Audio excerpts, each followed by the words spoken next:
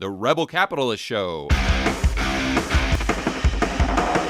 All right, guys, it gives me a great deal of pleasure to welcome someone to the Rebel Capitalist Show that I have really looked forward to speaking with.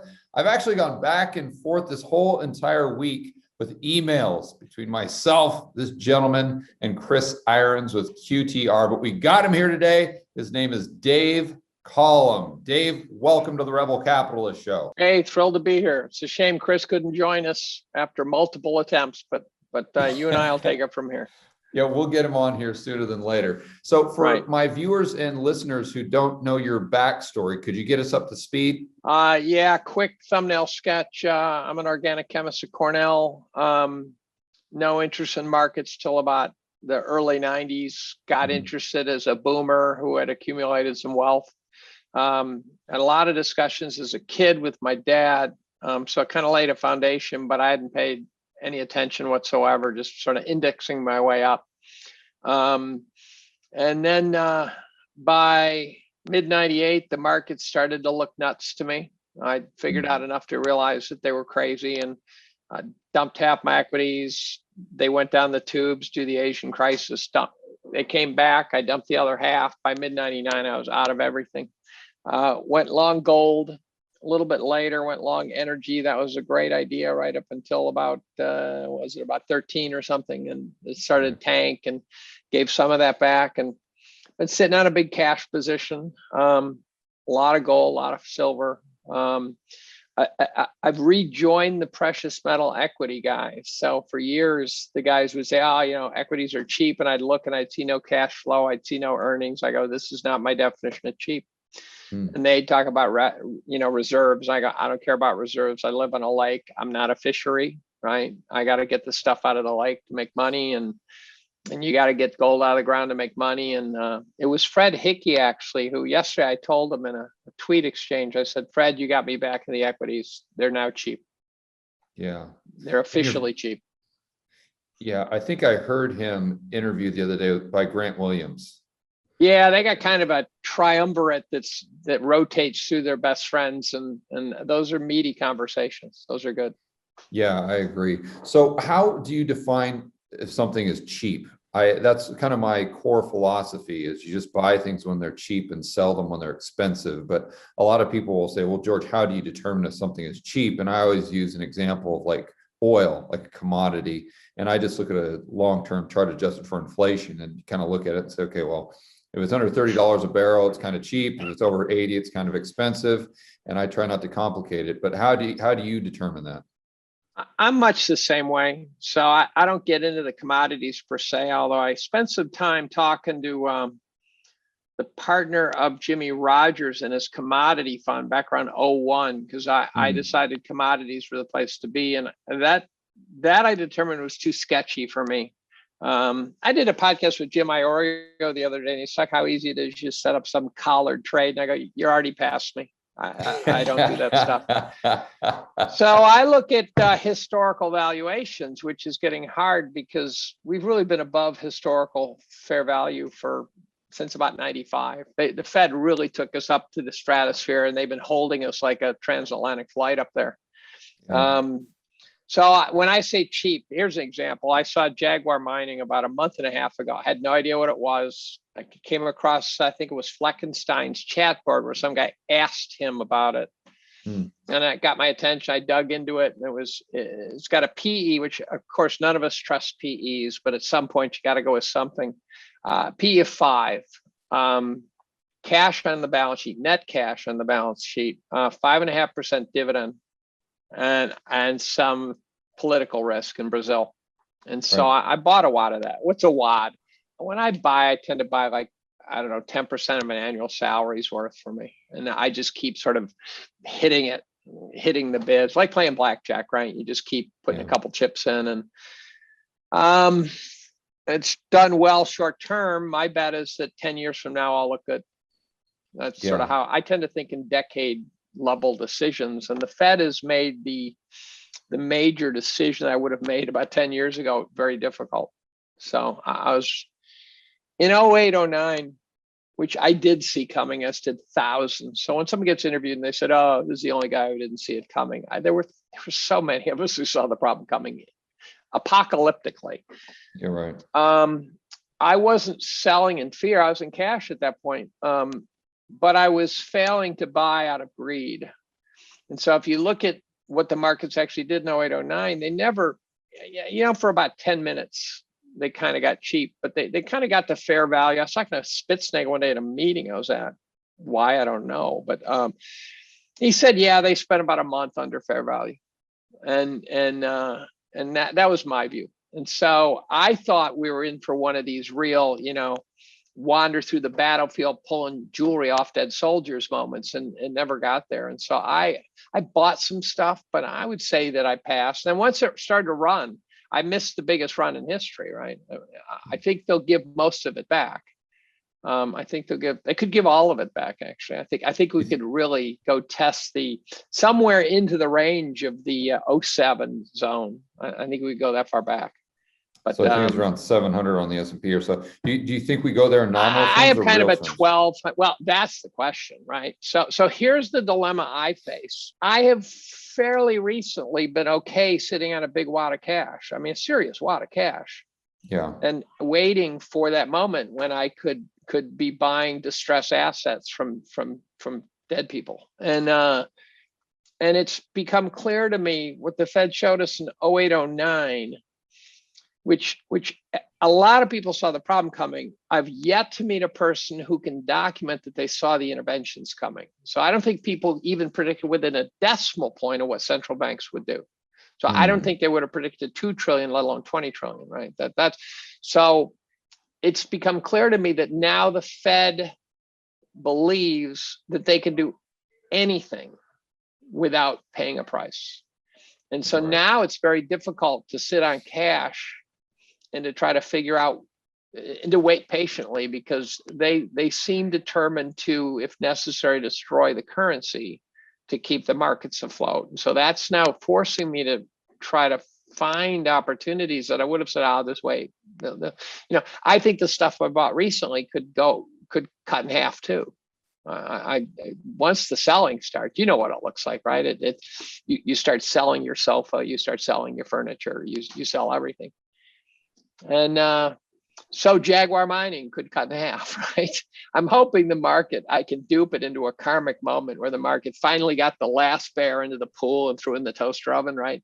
I'm trying to fake it out into thinking I'm in the pool, right? I know this is a very religious sounding thing, but once it sells hard, the pain of the stuff I bought recently going down will be zero. That will be a non-event. And I'd love to sort of average down into the basement. That'd be fun.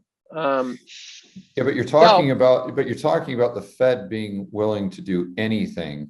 That's and the problem. If you didn't believe they would do anything, looking at QE1, QE2, QE3, not QE, QE4, right, QE3, right, twisting and turning, and yeah, yeah.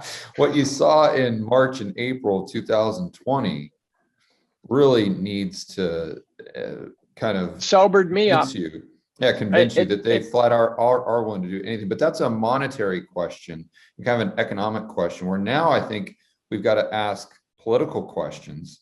And when we see the stimulus coming down and all the money creation from the government, if the Fed is monetizing that, the question becomes, is the government willing to do anything as far as that fiscal response? How does that play into inflation? And then you kind of reverse engineer the question, does the S&P go back down in nominal terms or real terms?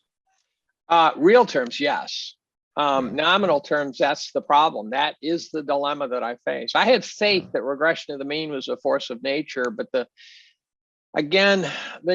month over month inflation just came ringing in at 7%. You can't do year over year because the basis set effect, a year ago was a pretty weird time. So you can't use any year over year numbers right now. So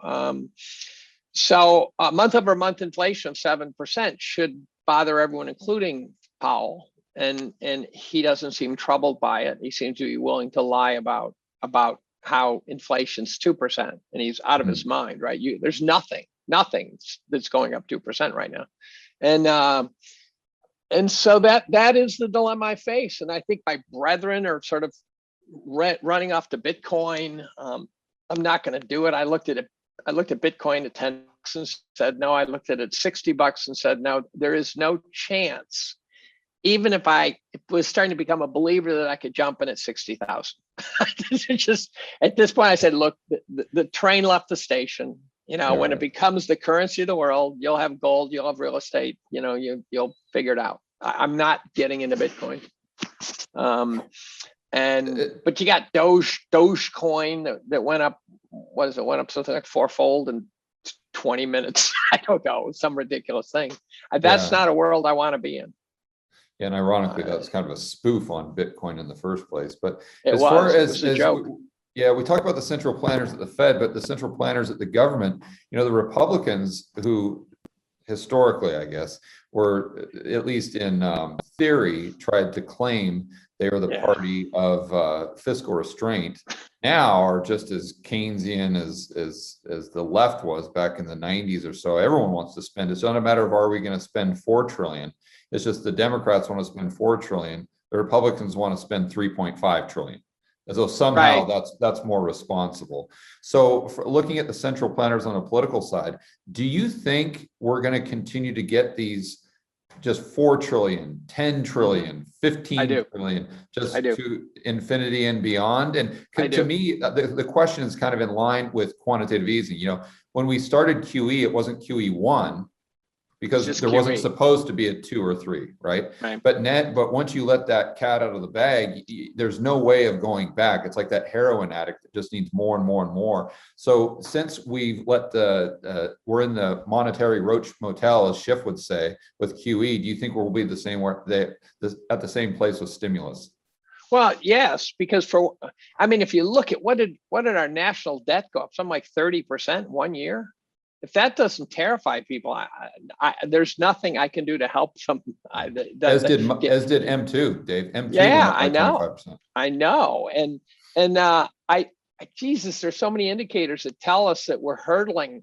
We're leaving the Earth's orbit at this point, and so I see people who talk about coming out of this COVID window, and that we're going to roar into a good economy. I can't make that case. I can't get near that case. I think we could roar into some period where there's some spending of some kind, but we didn't create any wealth, right? I sense you're an old school guy, right? If you don't create wealth, it's the island economy, right? You can't all just rake palm fronds from the beach and call it an economy. Someone has to make food, someone has to make housing, someone has to do various things, and we're not doing that. And I wrote a lot about wealth creation last year. I wrote about 20 pages on it, and we are, as much as people love the digital world, it is not a wealth creating world. You can make a compelling case that the 1870 to 1940 was phenomenal. 1940 1970 was okay, and from 70 on it's pretty flat. And I know people love their iPhones, but it's not transformational the way bringing electricity and phones and airplanes and cars into the world was. And so we're now moving away from fossil fuels, right? We're supposed to have a booming economy using really trashy energy sources now, right? Yeah. How are we going to do that? I think what's so hard for people to grasp, and I've been trying to talk about this as much as I can in my last few videos, is that wealth isn't necessarily the number of currency units you have in your bank account. And I had lunch with Jeff Snider the other day. Right. And one thing I thanked him for is he always. I saw the picture actually. I saw the picture of you. Oh, did you? Yeah. The one thing I always thank him for is using the terminology bank liabilities instead of money or cash. It's not that we're creating cash alone, it's we're creating additional bank liabilities. So all that number is in your checking account is the bank saying that we owe you an IOU, because the dollar itself is an IOU. So it's just all these bank liabilities going back and forth. And we somehow sense that if we have more bank liabilities as a society, that somehow we are wealthier, when it really boils down to the amount of goods and services the society can create more efficiently as a whole. But why is that so difficult for people to understand? So when I wrote about it, I went back to ancient Rome and pointed out that they dug gold out of the ground with slaves. And what they discovered is it was not wealth, it was inflation. And then they chipped their coins and, clip their coins and generated more inflation, debase, generated more. And then you got the Spaniards who got gold from the New World. And for a brief period, the Spaniards were doing great, but that gold's not wealth either. Right? It's a store of wealth, right? The gold bugs love to call it wealth. It's everything's just a store.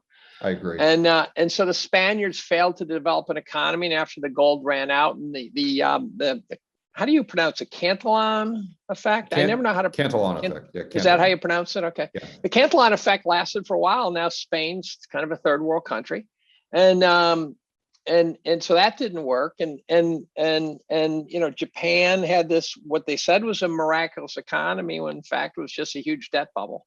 Yeah, right. And so it never works. You don't create wealth by creating money, as you say, right? You create wealth by creating goods and services more efficiently. In the Dark Ages, when we came out of the Dark Ages, they talk about how the Renaissance, everything worked really well because the peasants were paid more, right? That's kind of the working model. The peasants were paid more, and therefore there was this middle class. But that can't be the story. The story must have been that the peasants were more productive per capita. And so instead of having some king, what I refer to as a king and his wenches, and a bunch of peasants who are working really inefficiently, they unleashed the peasants to their own devices. And once the market took place, the free market took hold, not about paying the peasants more, it's about the peasants creating more. And so the per capita productivity had to have gone up. And it has nothing to do with the pay scales. And so the small guys working as a gigantic unit of effort do a much better job of creating wealth than one gigantic big guy. Right. And so the growth doesn't come from Microsoft. The growth it comes from much lower levels. And Microsoft becomes a stuffy old company, which right now has been a great return for investors. But what's the last product Microsoft created, right? What was the last product Apple created? Right? They're not creating well. The last product was their iPhone from how many years ago? Yeah. That was transformational. Boom, now nothing, right? Facebook creates nothing, right? And you say, oh, but they're advertisers. I go, okay, so they're a billboard company. They're a classified ad company. People love Amazon. I get it. But what was transformational was the Sears robot catalog. That was transformational. And the Sears robot catalog took you from buying stuff at the country store out of barrels to being able to order anything you wanted, thousands upon thousands of items, and some number of weeks later it arrived. You could buy prefab houses from the Sears robot catalog at the turn of the century. This is Amazon, except for it took weeks instead of a day. That's incremental gain. That's incremental. That's not transformational. And it still goes back to, what is Amazon selling? Right, they're selling goods. Like if there weren't any, would have been sold anyways. There would be no Amazon. It's all about the goods, and that's what we seem to have forgotten. And I always am concerned, and I'd love to hear your opinion on this, that the United States, it seems as though it's an economy that is now completely based on, let's forget about the QE and stimulus and all that, but it revolves around domestic services. And that's all we got. If you go into Target, if you go into Walmart, if you go into Home Depot, Lowe's, any of these, just notice the stuff that you have in your office, the stuff that you have in your home, the stuff that you see in stores. None of that is made in the United States, but yet we think that we have all of these new businesses, and we do, but they're all just services, or they're retail stores selling the stuff that is created by other people in other countries. And at some point, that seems to me like it would be fragile. Well, they say we're a 70% service economy. To me, services are something you get to do after you create wealth.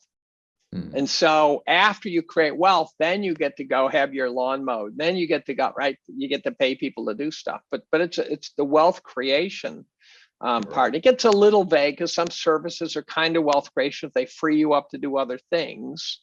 But the idea that we're a service economy, that's what, Peter Schiff talks about. Yeah, okay, everyone else is in charge of producing stuff and we're in charge of consuming it. What kind of crazy world is that, right? So one of the reasons I kind of reached out to you guys, I didn't know it would lead to a podcast, but I kind of just reached out. I don't know if Chris sent it to you, but you mentioned something about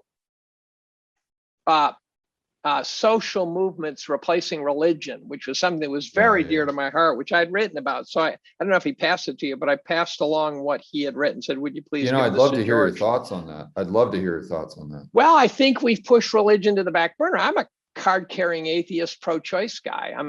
But about 2 or 3 years ago, I wrote in defense of religion. And I said, you got to be careful, because if you have a rules-based society that no one's morally sound enough to follow the rules, it's not going to work. And so I made the case that our whole system really is still based on what are really Judeo-Christian principles. Right. And that I don't buy into the high-end part of that world, but we should be very careful about throwing the flyover state people under the bus because they're a bunch of Bible thumpers and whatever. And that our society is really glued together by thought processes that really have as a foundation a shared collective belief. And we're losing that now, right? You can see that huge, right? Riots in the streets and stuff. That's no longer a shared collective belief. And I thought you hit the nail on the head in your podcast with QTR, where you said, we've replaced religion with social movements, and they're not any good. The shared collective belief of social movements are pretty appalling. Whereas in religion, they'd get together in church, they'd say, you don't steal from your neighbor. It was fundamental principles of being a good person. Most of the time, there were heinous crimes committed in the name of religion, but that was usually some king doing it again, right? We're back to the powerful guys doing something bad. So it's not that as human beings we need religion, but we need what religion provides from an emotional and a tribal standpoint, I think. And so that would lead to the question, are some of these asset bubbles potentially a result of that need for religion or need for tribalism or community, such as Tesla, GameStop, Tesla, Silver Squeeze, right? Bitcoin, stuff Bitcoin. like that. So do you see the crossover there as well?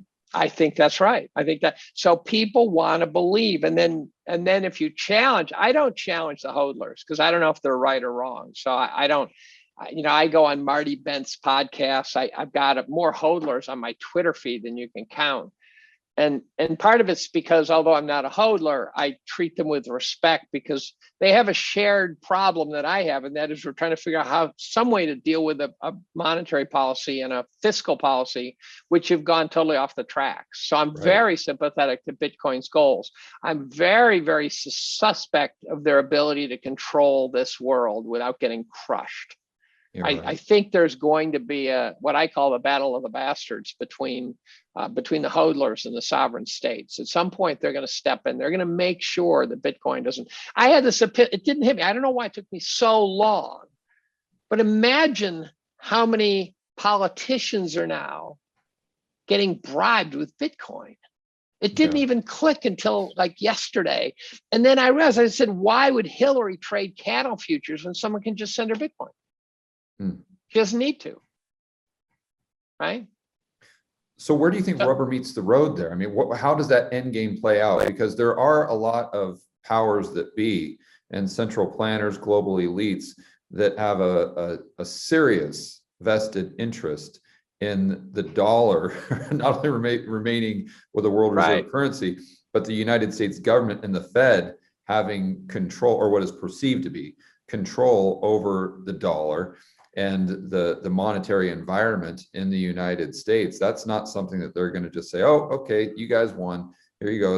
Let's just do everything in Bitcoin now. But then to your point, Bitcoin could be subtly infiltrating the ranks, so to speak. And how much of that depends on the price of Bitcoin? Like if Bitcoin goes down, let's say by 50%, then there's going to be a lot less of that. If it goes up by another 100%, there might be more. And the rate at which it goes up, I think, is a big factor as well. So I think all these bubbles, and I'm going to call Bitcoin a bubble, but I know I could be wrong. But put it this way, I think there's going to be a moment in the future when you'll look back and say it was a bubble. That's not to say it won't go form a better one. So I just don't know what the end game of Bitcoin is. I mean, nothing goes up in a straight line. Right. Nothing. And Bitcoin looks like it's sort of up by a monstrous amount and give back 80, 90%. And the pros, this is not the retail hodlers, but the guys who've really dug in and really thought about it, they get it. But the retail Bitcoin hodlers are they think A, it never goes down, and they think B, the sovereigns can't hurt them. And I think they're wrong on both. And so they're excited by the fact that big money, responsible people, you look at your Twitter feed, how many of your serious followers have glowing eyes, have laser eyes now, right? There's a lot of hodlers out there. You go, really? Jim Bianco is laser eyed? It's like, did Jim do that? I didn't see it. Yes, he did.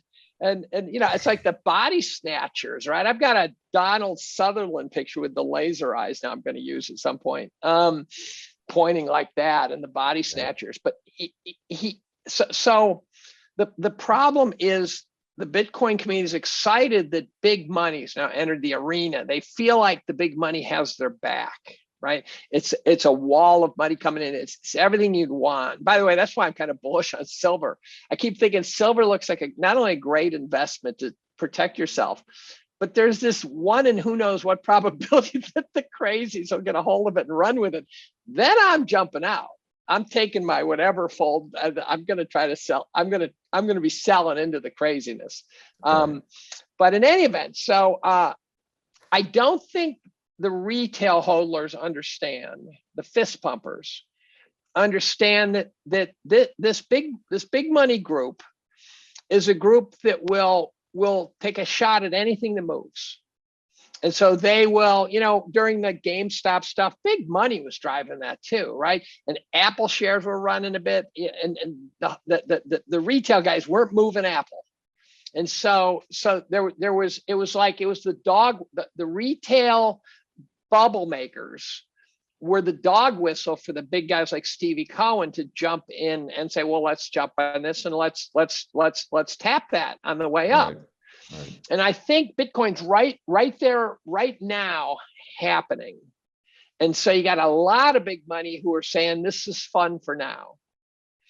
I am confident that many, but I don't know how many of those guys, the minute Bitcoin is no longer fun to own, the minute Tesla is no longer sitting with a market cap that's 100-fold what it ought to be, the big money guys will say, we're out, right? In a heartbeat, they'll be selling, and then it will be epic, in my opinion. It will be a classic case where they know there's a cliff on somewhere in the future, and they're all going to be trying to jump off before the cliff.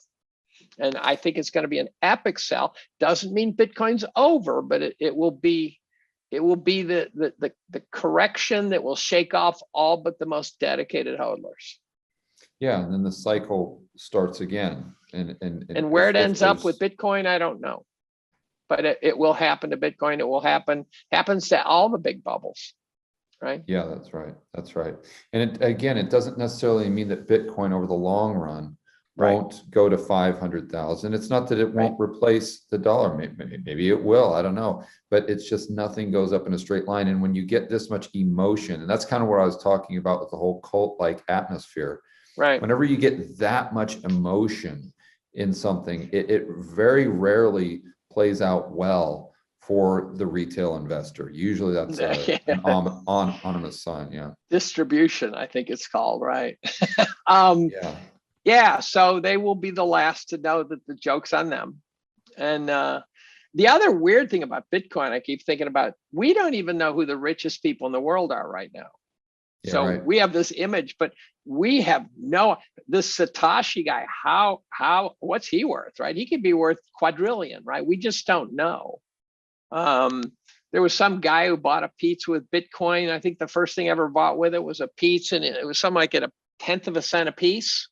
Right, that's an expensive pizza, right? That he paid a high price for that pizza, and but they're multimillionaires who have not left high school.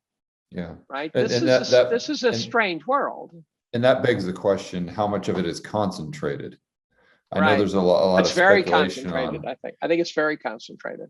Yeah, that could have some dynamics that are. Well, this is like the .coms where, 10% of the float was available for trading. I had a taxi driver who was worth many millions, he said, but then when the lockout period finally ended, it wasn't worth anything. Yeah, right. So it traded a small percentage of the float, kept the price way up, and that happened to all the .coms, right? The guys who had shares that were not yet locked out, that were still locked out, they were briefly multimillionaires, but they gave it back. But you know what concerns me though, Dave? It goes back to what we were saying earlier, and that we as a society perceive wealth to be the numbers that are in our bank account, or the amount of Bitcoin we own, or the amount of gold, the amount of silver. And at the end of the day, if you don't have any goods or services to buy with that Bitcoin, or fewer goods and services, you're not richer, you're poorer. Right. And I like to use the example when I was just in Tucson. I've got a reasonable amount of financial means. I couldn't get an Uber anywhere. I couldn't get a reservation at a restaurant anywhere. You had to wait in line for 2 hours for absolutely everything. In fact, I was trying to get a COVID test to go to Puerto Rico, where you got to get one within 72 hours, but it takes you 24 to 48 to get it. So I had an interview with Mark Faber at 11 a.m. So I set up this COVID test at 10. Now it's 8 o'clock, 8:30. I'm trying to get an Uber, can't get one. And this place is like 3 miles away, the CVS. So finally I had to make a decision as to whether or not I want to wait for an Uber and risk it, or jog. I ended up jogging to the CVS, then jogging back to make my interview with Mark Faber. And I'm sitting there thinking, what type of world are we living in right now? And I know that's kind of a funny anecdotal story, but take that to an extreme. What if it's not just Uber? What if it's groceries in the grocery store? Lumber, concrete, copper, nickel, all of these things. So what if you're the richest person on earth? Is that a world in which we really want to live? And things like, so I bought a house that was, I would say, disproportionately large for what I would normally comfortably do. It's a complete change of life. I hang off a 100-foot cliff looking west over Cayuga Lake. It's utopian. I have 350 linear feet of deck, a hot tub. I mean, it's just an unbelievable existence.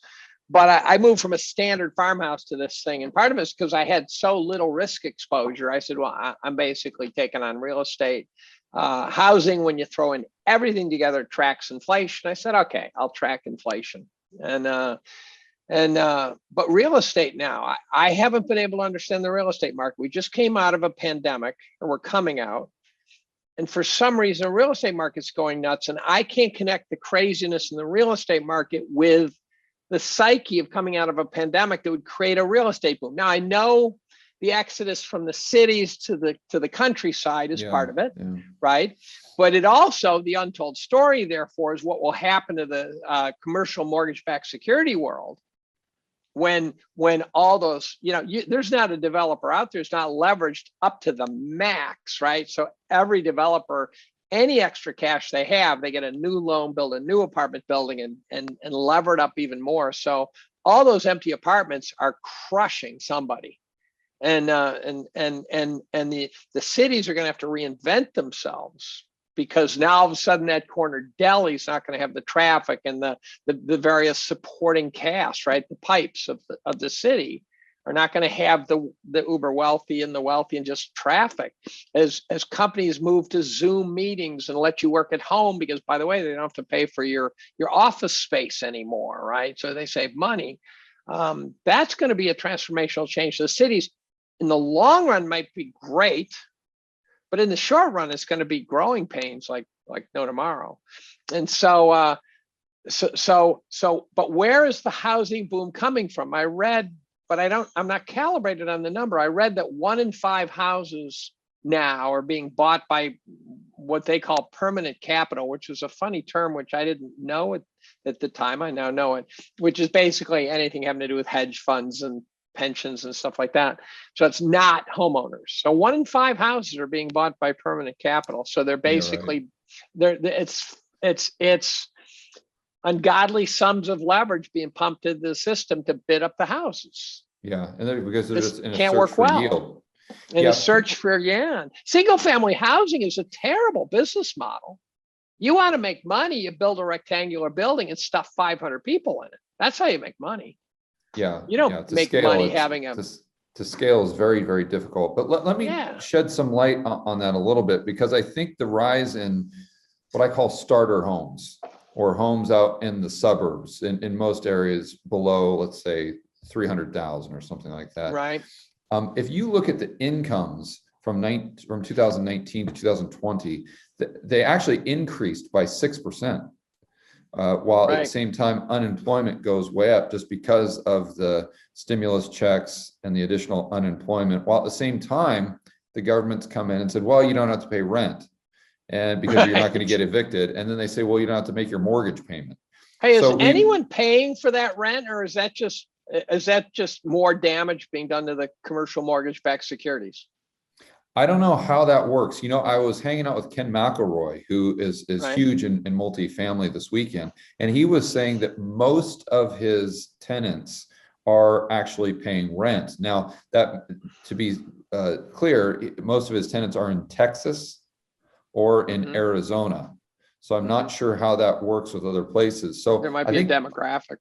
Yeah, I'm not it's different from state to state, but there's a lot of pressures on that. At the very least, there's massive amounts of economic distortions that are happening as a result of these eviction moratoriums and this mortgage forbearance, lowering expenses while we're increasing incomes. And at the same time, we're incentivizing people not to work.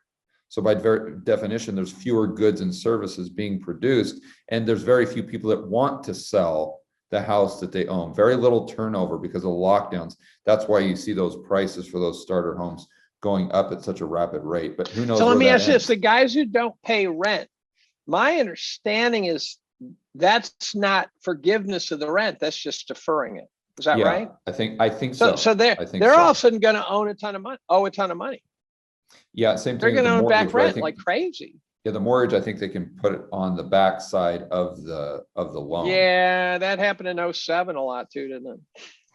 Yeah, so in the bottom line here, what I want to point out is by the government intervening and doing this stimulus check and creating all of these programs to combat any micro downturn in the economy, or more importantly, in asset prices, they're creating an environment where there is no economic recovery. Because if you think about the economy in terms of goods and services, are we producing more or less now? And as a result of what has been done by the central planners in 2020, are we going to be producing more or less in the future? And let's talk about regulations. I wanted to ask you, you said you did the study for the research for that 20-page report. What are some of the common denominators that lead to wealth creation? We talked about it as productivity, but how is that done? And the research I've done, it's when you create a free market environment, private property rights, you have sound money, very low taxation and low regulation, and let people go out there, pursue their own self-interest, and bring up society as a whole. Did you find anything that's contrary to that? No, I did an analysis of GDP. I got in an argument with, I think it was a Stanford economist named Kennedy, and I suggested to him that the Great Depression didn't end until after the war, that the war didn't end the Depression, that we maintained an incredibly small footprint, an incredibly austere existence, and building up potential demand for the future while the war was going on. And he said, well, the stats don't support that, and that's kind of an urban legend, and that the GDP grew 15%. For about 10 years, I pondered his claim. And then last year I wrote about it where I said, look, the GDP also included the GDP of the war machine, and there's a massive depreciation. So the thing that people are missing in terms of both inflation and in GDP is that if you produce something that lasts for 50 years, you've produced wealth. If you produce something that lasts 10 minutes, you've produced nothing. So if I buy a cordless drill for $80, I've accrued some sort of wealth, right? That thing has potential to do a lot of stuff for me. If I take my family to the movie for $80, good luck. That lasted 2.5 hours. Right. And so those are very different contributors to GDP. And so when you build a house, it's wealth. And when you just consume services, it's not. And if you somehow can, again, parlay your consumption of service into you creating wealth in some other way, right? So if you are some sort of businessman and by doing Chinese takeout, you can work longer hours at work and create more widgets, then the Chinese takeout's kind of contributed to the wealth creation by providing for you something that allows you to do more, right? So there is a synergy there, but some of it's just people doing takeout 5 nights a week when they could have lived a better existence, and they could have learned to cook for themselves. Yeah. They could have saved more money, saved more capital, and again, the units of wealth, right? So if the dollar retains its purchasing power and you accrue more dollars, then you have accrued wealth, right? But you're not accruing wealth if you accrue more dollars because they're cranking them. You know that, I know that. The Fed doesn't seem to understand that. The last year was so full of messages that a lot of people missed. For example, if you think that bad events pop bubbles, you miss the COVID crisis, right? So I posted a tweet yesterday. I said, it said the S&P is up 49% over the last year. And I said, wasn't this the year of our Lord 2020 where we had a catastrophic lockdown? And so people feel much richer because their equities went up 49%, but there's nothing about 2020 that was productive. Right. There's nothing about 2020 that was productive. And also too, when you think about why do you want to increase your purchasing power? You want to increase your purchasing power because it increases your freedom. That's exactly right. So that's exactly right. So even if your balance sheet looks better, so what? You're locked in your house. You can't, right. In a lot of states, you can't go to the gym. You can't go to the restaurant. You can't enjoy your life, for heaven's sakes. So right. What difference does it make? You know, another thing I'd like your opinion on, Dave, is back when I was growing up, when you're a teenager or you're going to college, it was just assumed. And when you talk to your buddies about getting rich or making money, the way that you did that, it was understood that you would go out there and you had to bust your ass. You had to right. work hard and you had to create a good or service that people valued more than the money in their back pocket. Now, I was at the driving range the other day when I was in Tucson, and I was surrounded by college students, you know, guys out there on a Sunday morning just hitting balls. There were about 3 groups of these college guys, you know, 16, 17, 18 years old, whatever. And every single one of them was talking about how they could get rich, not by producing stuff, not by working hard, but by trading cryptocurrency. Well, years ago, I was talking to one of my colleagues in the B school, and who used to work at Merck, and then he worked at JP Morgan. He was an affluent guy, certainly. And he said that he asked one of our MBA students what she wanted to do. And she said, this is probably 15 years ago. She said, well, I'd like to get a job on Wall Street and work for, a couple of years and then retire.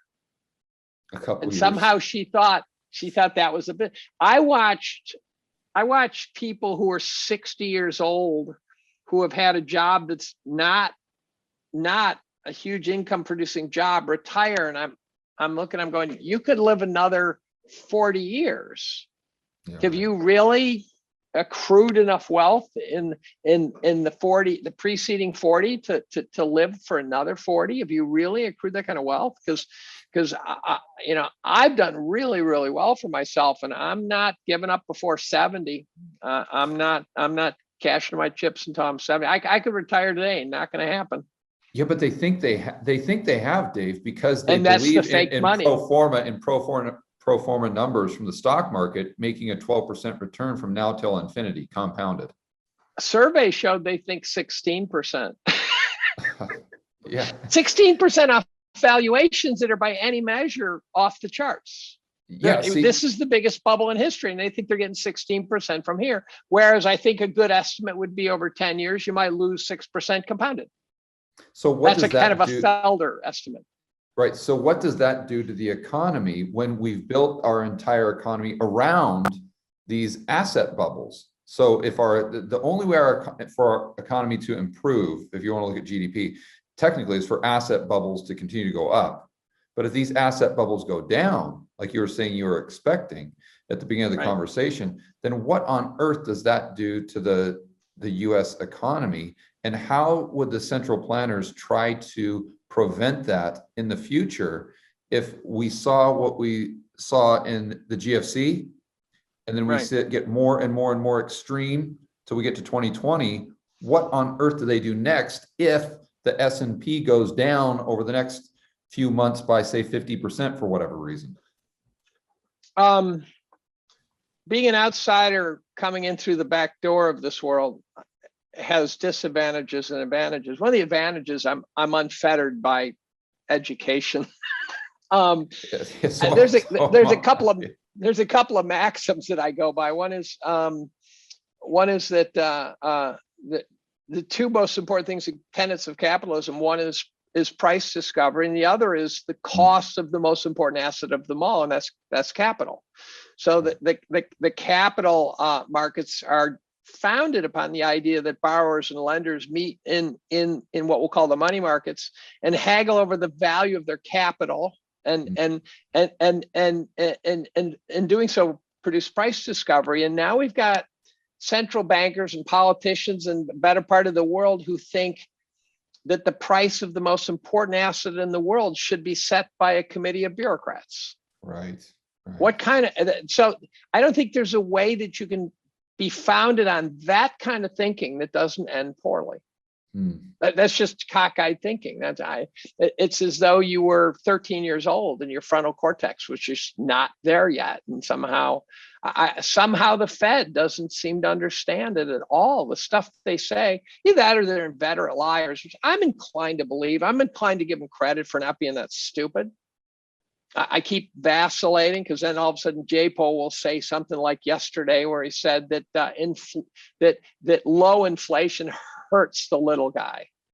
Low inflation hurts the little guy. And I'm going, would someone put a bag over his head? He's just euthanize him. There's not even high order brain function showing up on the screen at this point. I think if you had to, or if I had to put money on what the true motivation is there, yes, please tell me. That they, to a certain degree, understand really that exactly. And they know that a large part of the economy is just confidence. And if they don't instill confidence, it's that expectation policy. If they don't try to instill confidence in the consumer, then they know it's going to be a self-fulfilling prophecy where the people aren't going to spend, and then the Keynesian models is just going to be this downward doom loop to the next depression. And so they've got to go out there, and although they might not want to lie blatantly, they've got to say whatever they need to say to try to guide market expectations and consumer behavior. And so that's me trying to give them the benefit of the doubt. Yeah, but here's what I'd say is they're right at one level. Keeping this massive bubble afloat, blown up, is confidence. Right. They talk about confidence, like if we don't have confidence, we'll end up in some valley of death somewhere. And confidence is self-creating. We don't need them to make us confident. The average person, through just, like a serf who's finally liberated, will go out and change the world by inventing a new plow or something. We don't need the Federal Reserve to be acting as cheerleaders. They're acting as cheerleaders to keep their I don't think this is hyperbolic anymore, their Ponzi scheme going. Right. And so I'll give them credit into thinking, if they realize that we're in a massive bubble and they're just trying to keep it from blowing up on their watch. Yeah. And I kind of get it, but I did a plot this year, which I know of only one person in the world with confidence who likes it. That's me. Where I showed the GDP growing over 100 years, and people don't know this, over the 20th century, it grew about 2% a year. People don't know that in real dollars. What's also true logically is that the markets follow the GDP. That's the Buffett model. And we're through the stratosphere on the Buffett model, Tobit's Q. I could list 25 metrics that put us well over 100% overvalued. So let's assume we're 100% overvalued. How do you get out of that? Well, on this curve of GDP, unitless y-axis, you've got this upwardly curving 2% compounding, and you're 50%, you're 100% too high, so you're twice the value, and you got to get back. You got to get back to that curve. How do you do it? Straight down is a 50% correction, and that would cause a lot of damage. In chemistry, when you get far from equilibrium, the consequences are dire. You blow up your lab. You get explosions. That's with bombs and avalanches and all sorts of earthquakes. You're displaced from equilibrium too far, and the correction is explosive and dangerous and catastrophic. So you're better off having small earthquakes than one big one, right? And you're better off. I didn't know that. Well, it's true for anything. Disarming a bomb, right? You want to find a way to disarm it. So 50% drop overnight would be obviously destroy everything in its wake, right? It would be the MOB, be the mother of all bombs. The other people think, well, can't we just tread water? Well, it turns out if you do the math, it's real simple math. If you want to just tread water, and the markets in real dollars don't change, and the market cap has to get back to that curve of the GDP, 35 years. So you say, oh, that sucks. What about if we do a combination of time and drop? And it turns out if you drop over 16% over 25 years, you get back to the curve. And if the Fed achieves what it wants to achieve, it wants us to grow and have the GDP catch us. So it wants the asset prices to grow and the GDP. If the asset prices grow somewhere under 20% over 50 years, the two intersect again. So the conclusion you draw is whether you rip the Band-Aid off fast or incredibly slow, there's no pain-free route out. Once you're 100% overvalued, there is no pain-free trip back to equilibrium. And so, and that's what people don't understand. So they say, why can't it stay up here? And I said, well, the reason it can't stay up here is because if it stays up here, you will get a 2%. Let's say they can keep it elevated this far above all the metrics. That means if the economy doesn't tank, you'll average 2%. You will get a 2% return on your capital gains for the next 35 years. But can the economy continue to grow if there's only a 2% capital gain? That's a question. I'm not qualified to know that one, it turns out. So I don't know, but the idea that we need inflation to drive the economy is more cockeyed lies coming out of the Fed, right? Anyone who says that, you say, oh, yeah, that's true, but you have to sort of ignore that awkward little period from 1870 to 1940 where there was absolutely zero inflation and we witnessed the Industrial Revolution. Yeah, right. And so you say, oh, what happened when there was no inflation? And we rocked. Yeah. So this is a Fed construct. They make up these fibs. The 2% inflation target came right out of a dark orifice, right? They just pulled it out of nowhere. They invented it. Now everyone thinks it's some sort of magical number, some constant of the universe, like Planck's constant or something. Yeah. You know what's interesting is they come at it from this demand side of the equation, being Keynesians, but yet they ignore supply and demand when it comes to goods and services. So, because correct me if I'm wrong, but if the price of XYZ goes up, the demand goes down. Doesn't it? And if the price goes down, doesn't the demand go up? So I'm confused. Well, the other ridiculous thing is this idea that consumers won't consume if there's deflation. And I'm going, so you won't buy food? You won't buy housing? Gas. Right. You won't buy gas. You won't buy medical care. What part of dropping prices will cause you, oh, I'm not buying it? You won't buy an iPhone? Well, iPhone's a bad example because the price keeps going up anyways, even though it should be going down. Right? The iPhones ought to be dropping. For years, color television prices dropped and people just kept buying new ones. You're not going to say, well, they'll be 2% cheaper next year. I'm not buying one now. You say, oh, screw that. I'm buying a TV. Yeah. Right? Schiff made a great point on that. He said, if that were true, no one would ever buy anything using a credit card because you've got an interest payment on the credit card. Therefore, it's more expensive. But you're buying expensive. You're buying it right now, Yeah, it really, if you think about it, the only thing that people won't buy are assets. Right. That's it. It's assets. It's not stuff you buy daily.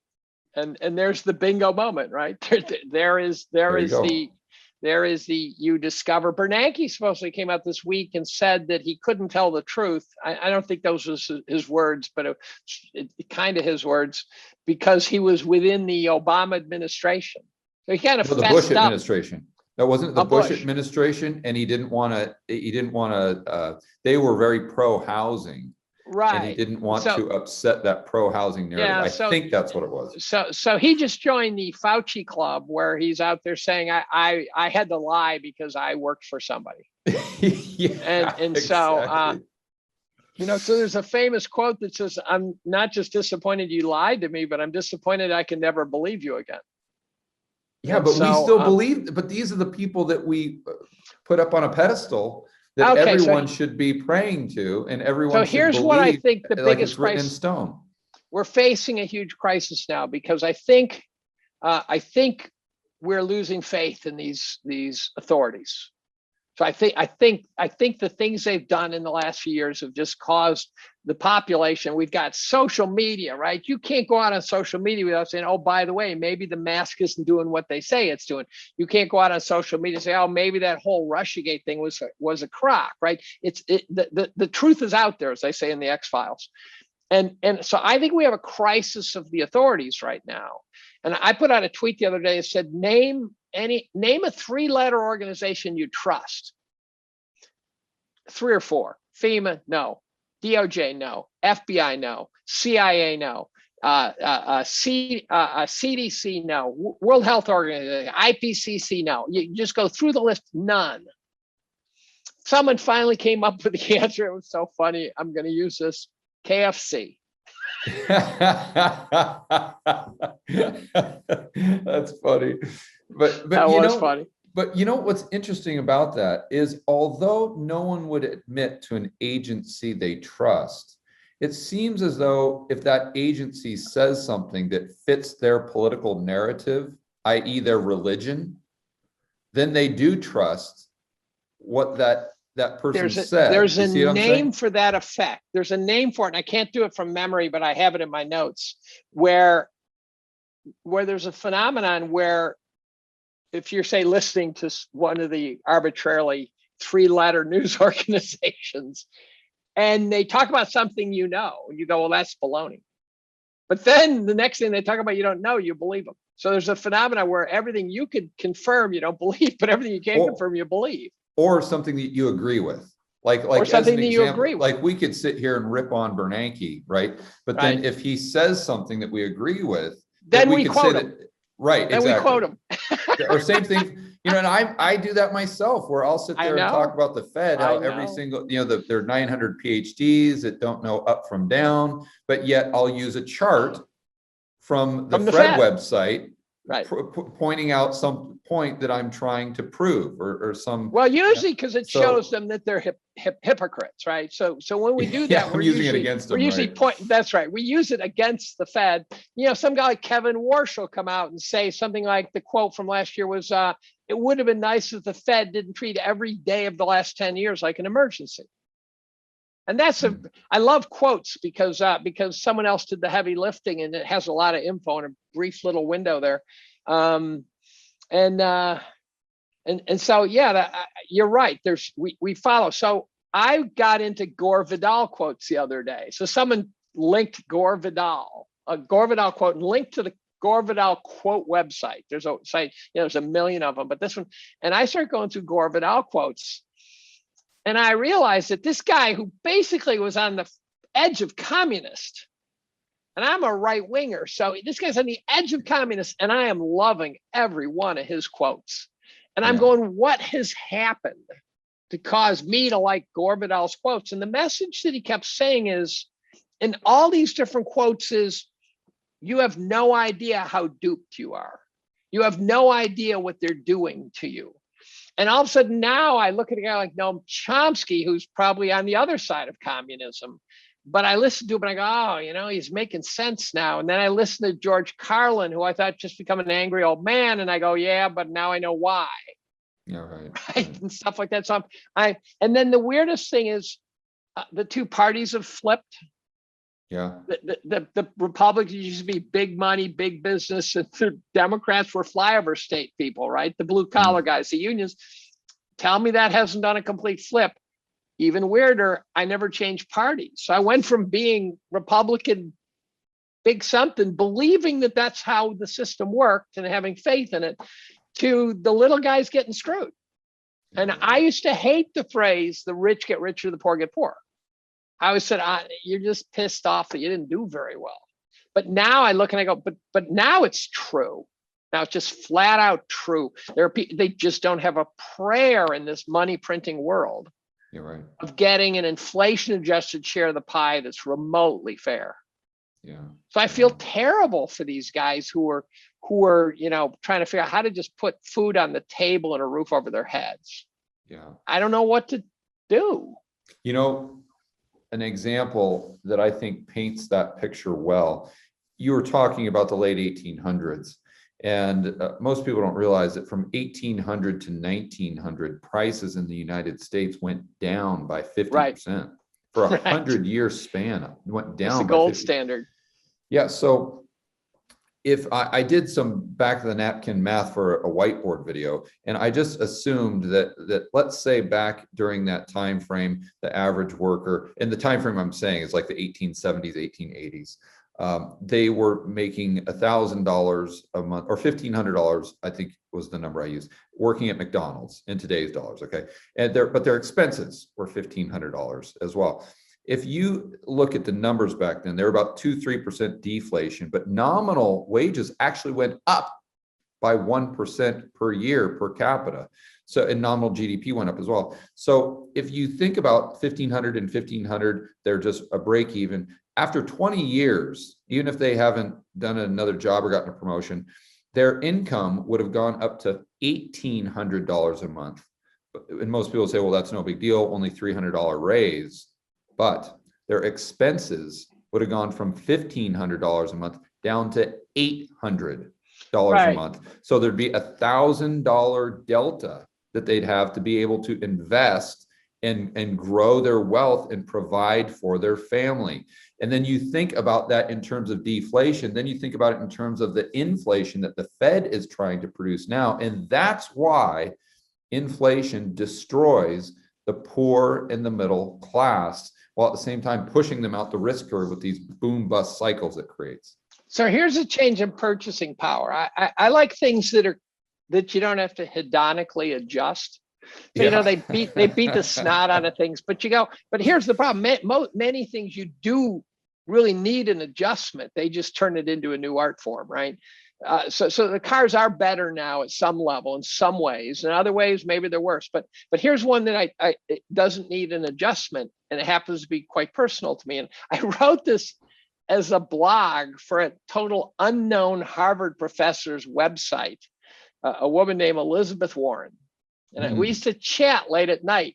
Now, here's a super lefty, but at the time in her life, she just cared about the little guy. And I was highly sympathetic to that idea. And I wrote this blog where I pointed out that when I was about 13 years old, I used to carry golf bags for 4 hours. I could make $10, which means I was making as a caddy. Yeah. Yeah. I did the same thing in college. Yeah. And I could make $2.50 an hour as a 13-year-old. And at about the same time, I happen to remember going to a pizzeria. This just by chance. My brother drove me, and it was one of those ones, small little place with a couple of guys spinning them behind the counter, not Domino's, not some machine-like production. And so we bought an extra large plain pizza that cost $2. I just happen to remember that at the same time. So I was paid as a 13-year-old $2.25 plain pizzas, extra large plain pizzas per hour as a caddy. What is that in today's dollars? That's got to be approaching $20. I was making $20 modern era spending power as a 13-year-old. Now, nowadays, if I wanted to do that, I'd either have to sell drugs or do tricks. That would be my only choice. It'd be illegal because they right. wouldn't let you work it would as a have. 13-year-old. Right, but there's no way I could get. There's no way I could make. Wait a minute. I could trade Bitcoin. Yeah. There you go. Maybe that's what all paths lead to. Who knows? That's all paths lead to Bitcoin. That's exactly right. Well, Dave, it's been a pleasure. I really enjoyed talking to you. For my viewers or listeners who want to find out more about what you do, do you have a website, or can they just follow you on Twitter? What would you suggest? Anyone. I teach at Cornell in chemistry. So if you are not smart enough to find me by that trick, I don't want to talk to you. My email's actually in my Twitter feed, so you can reach me either through the Twitter feed, which is David B. Collum, or just by my email. I try to answer emails. Sometimes people say, you mentioned a chart, could you send it to me? I do. Yeah. And then I write the most poorly marketed blog in history. I write one blog a year, and and I write it in the fall. And sort of hold your breath on this one. It's usually around 180, 200 pages. Wow. And it's the year in review, and it's all the things that crawl up my ass and drive me nuts. And at the end of the year, I sort of synthesize it and say, okay, what's the meaning of this year? Right. And every year I seem to get into something, topics that really caught my attention. So last year, wealth creation was a big topic. I've written about climate change. For those who want to know, a plot spoiler, it's a hoax. I believed it at one point. It's a hoax. Talking to a Stanford psychologist on May 2nd to chat about the hoax because he's a narrative expert. I've written about all sorts of I write about inflation. I write about the housing market. So it's about half economic and half social. I got my ass canceled off last year by the snowflakes, and I wrote about that. So anything that catches off my a social media platform. How did you get? No, I when the guy got pushed over in Buffalo. This is actually related to QTR. So I got. The guy in Buffalo the old man who got pushed over by the cops, and that led to all sorts of problems. And Chris posted a video of it and said, "Oh, that's just appalling." And I watched the video. It was like 11:30 at night. And I said, Chris, we were supposed to do a podcast the next Saturday. I said, we can talk more about this Saturday, but I don't know what the guy was doing there. It was a war zone. He's feeble. It's kind of self-inflicted what he did. And it was very measured. I wasn't being crazy. And then next thing I know, my email fills up, my Twitter feed fills up, my chairman's email fills up. And before it's over, the administration got 5,000 emails, 5,000. And they tried to get me fired. They don't know why. It was going to be a near impossibility, not just because of tenure, but other subtle reasons, that things that I had done for the university that they wouldn't want to show up in a court of law. But it was a very unpleasant experience. And so I wrote about that. And I wrote about canceling in general, the cancel culture. You want to cancel someone, have a ball, but I hate your guts. for doing it. Canceling, trying to destroy people's lives because you disagree with them is the most repugnant thing that the younger generation could possibly have invented. And so if you participate in cancel culture, I beg you to stop. You're being a bad person. You're being a very bad person. I hate to draw it out any longer, but you know what's going through my mind is it seems like everything today, Dave, whether it's in society or in markets, is all about hysteria. Right. It's just hysteria. We live in a world but here's the of problem. hysteria. There's a zone of people who are defenseless who can be destroyed by it. So you and I can get hysterical about Powell, and his job is not a risk because we get mad at him.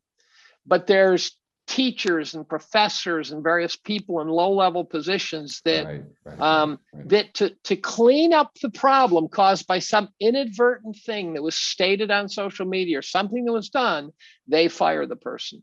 So the cancel culture, the very premise of it is to take away, not only to make the person, to denounce them, but to take away their livelihood, to take away their existence, to squash them like a bug. I slept with a shotgun for a number of months after that, and I've put it away now. But it was during the riots, and I didn't know who was going to show up at the door. And if someone came to the door looking to cause trouble, I would have put their face all over the wall. They wouldn't have survived the night. And so the left has a bit of a habit of thinking they can throw a punch without getting one back. And I think it's a bad view, because if you start a fight, you're going to get hurt. And they're picking fights right now, and pretty despondent over the Biden administration. I wrote about them favorably last December, where I said, look, everyone thinks the administration is going to be awful and we always survive them. This one looks bad, but we're going to be fine too, right? So I was very matter of fact about how they always look bad to half the public. I'm not feeling very good now. I watch what they're doing, and they appear to be really, I thought they'd pivot to the middle. I thought Biden I thought they'd pivot to the middle and become more centrist and everyone else did, and they're not. They're doing unbelievably bad things. And so they've lost me. They've lost me. Probably right about that.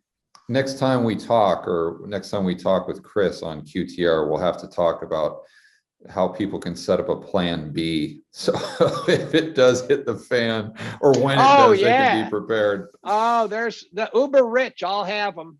I already have my plan B. As I said I think it was to Chris, I said, I will find some part of the country where the population density is very sparse. Everyone's toothless. They all own guns and they agree with me politically. Idaho's fantastic right now. Yeah, there's all sorts of places where the crazies wouldn't show up. Yeah. And all right. So what's the URL for your blog? You search David Collum year in review. Every year I write a year in review, and all sorts of stuff will come up. You'll also see the cancellation. You search my name on Google. Oh, all sorts of horrible looking links come up. They are the top links in Google. I am so Google toxic at this point. But if you search year in review, you'll see. You can put in a year, you'll get that year's. But the 2021 is most recent. In today's day and age, that's probably a badge of honor. It is a badge of honor, but it's at times a pain in the ass. If I was a youngster in my field, it would have hurt me badly. Yeah, I'm 65. They can't touch me. But if I was 45, my career would be in a bit of ashes. From this. So all right, Dave. Well, it was a pleasure speaking to you, and I can't wait to do it again, whether it's on my podcast or QTR. Yeah, we'll do a threesome one of these days. I thought it was going to be an entertaining, a lot more F-bombs when Chris joins. Yeah. We'll have that to look forward to. He can suck me right into the trench when he does it too. All of a sudden, it's just it's F-bombs, the occasional coherent thought, right? That's all it ever is. Yeah. All right. Well, next time we'll do it on his podcast. So you guys can really cut loose. That's exactly right.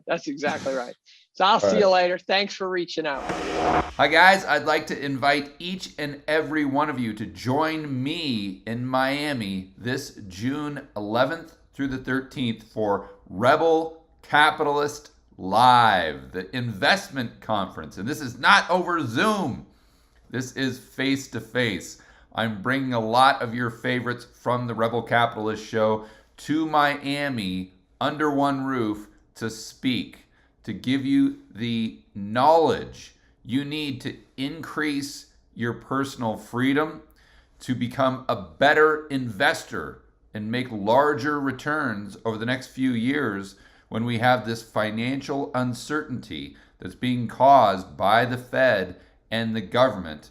And finally, it's going to give you an opportunity to really take your understanding of macroeconomics and the world around us to the next level. We've got some incredible speakers lined up that are going to completely blow you away. People like Mike Maloney, Jason Hartman, Ken McElroy, Lynette Zhang, Mark Moss, Brent Johnson, Jeff Snider, just to name a few. The tickets for this event are really going to sell out fast, so make sure you go to Rebel Capitalist Live right now to get all the details and to reserve your spot. We need to come together as a group, as a community, especially after what we dealt with in 2020 and 2021, so we can learn how to build wealth and thrive in a world of out-of-control central banks and big governments. And we need to do this as a group, as a community of fellow rebel capitalists. So don't waste any time. Head over to rebelcapitalistlive.com, and I will see you in Miami.